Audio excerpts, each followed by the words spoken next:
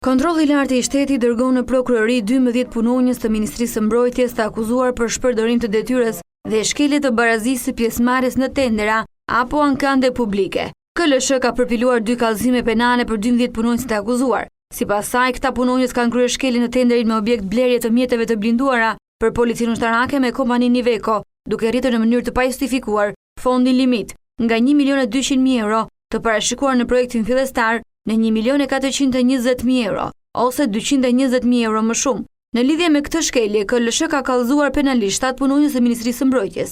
Një tjetër shkelje është konstatuar në zbatimin e kontratës së tenderit me objekt furnizimin me 5 helikopterë të mesëm shumë rolësh. Për këtë shkelje janë akuzuar 5 punonjës të Ministrisë. KLSH konstaton se këta punonjës nëpërmjet veprimeve të kryera prej tyre i kanë likuiduar kompanisë private 4 kite me vlerë 3.458.122 euro ose 639.794 euro më shumë, ndërkohë që vlera e 4 kiteve sipas dokumentacionit të bërë në hyrje është 2.764.348 euro.